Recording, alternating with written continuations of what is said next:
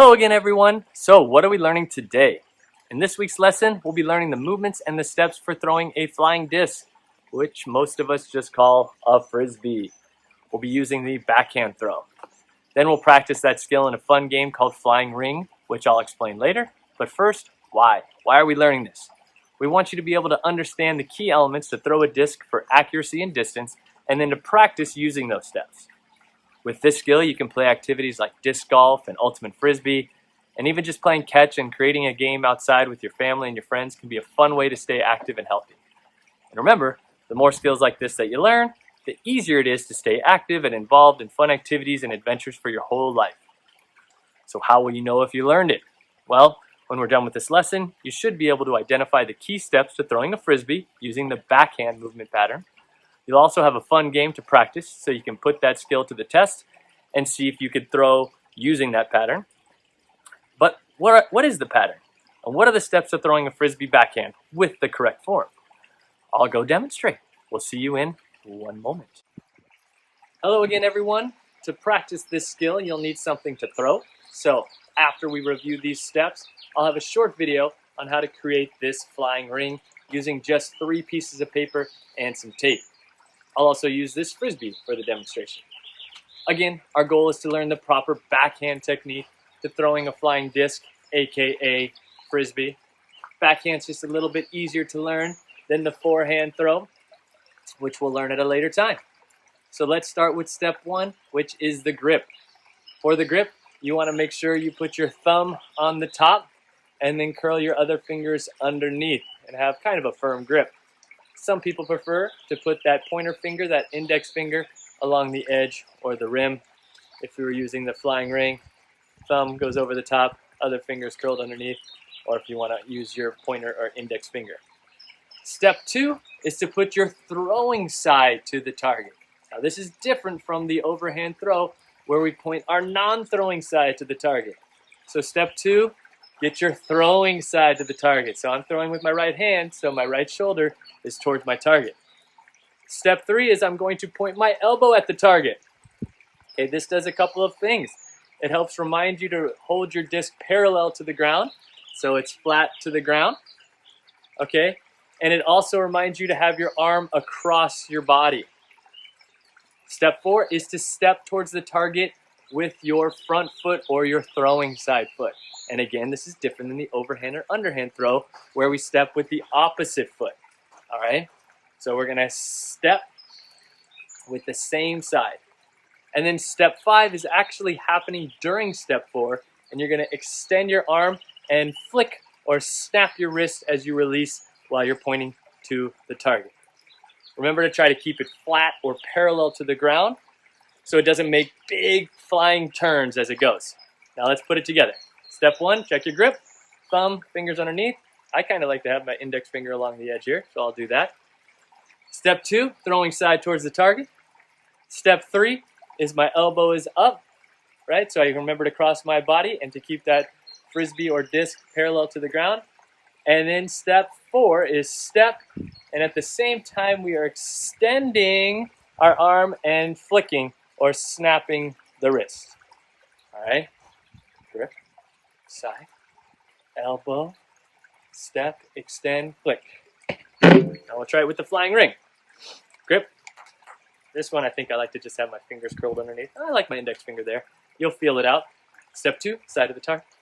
Elbow up. We're going to step, extend, and flick. All right. Now that we know the steps, we're going to review our game and learn how to create our flying ring so that everyone can play. See you soon. Now to practice our skill in a fun activity we call Flying Ring. The goal of the game is to ring our targets in the fastest time possible. For materials, you'll need 1 towel or something safe to jump over. You'll need 3 canned foods as targets. You'll need a stopwatch like one on a phone. And finally, you'll need a flying paper ring, which I'll show you how to create right now. So to get ready, you'll need 3 pieces of paper, tape, and crowns are optional if you want to make it look cool. So let's watch and see how to create that flying ring.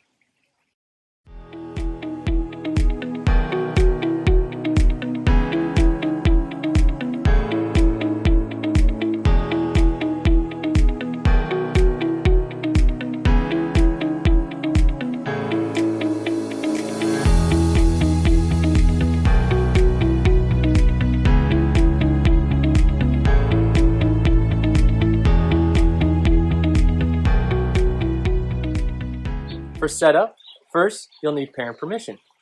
Then you'll roll up a towel to mark your throwing line. Then you'll place a can about 4 feet away, and you can feel free to change that distance based on your space and your skill level. Then you'll place a second can a foot or two further, and then a third can a foot or two further again. If you don't have the cans handy, you could use a water bottle that you just back up. Then you'll have your flying paper ring ready to shoot or to throw from behind the towel. And this activity works great to play on your own and try to beat your personal best records, but you can also make it a fun competition with others to see who can finish faster. So, how to play. The goal of the game is to ring our targets in the fastest time possible. You'll shoot from behind the towel, and after you throw, you'll run to go retrieve your ring. If you got the ring around the can, you could stack it on the next can.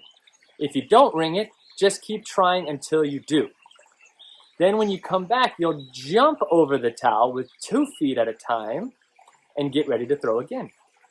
If you make it on that second stacked cans, you take those 2 cans and stack it on the furthest can. Now once you ring the furthest cans, you can stop the stopwatch. And you can keep trying to see if you can beat your time after that. Or if you have someone to play with, they can have a turn and try to beat your time. And if you don't have a stopwatch, you can just count how many throws and see who can finish in the least amount of throws. Also, if you want to change it up a little bit or you don't have time to make that paper ring, you can just try throwing a hat instead. Just remember, while throwing, think through those steps of the correct form of the backhand, flying disc, or frisbee throw. Now we'll demonstrate a quick game. Okay, we're ready to play flying ring. Let's see how fast I can finish. Get my stopwatch ready, and start. Got it! Yeah!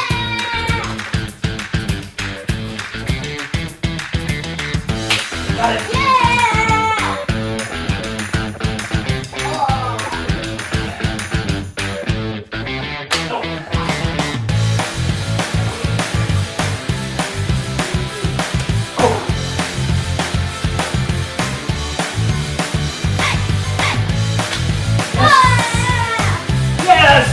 All right, stop.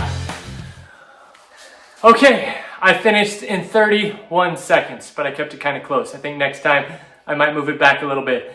But now, it's joke time. It's joke time. Time for jokes. Go ahead, Fred. Where did the baseball player go to get his new uniform?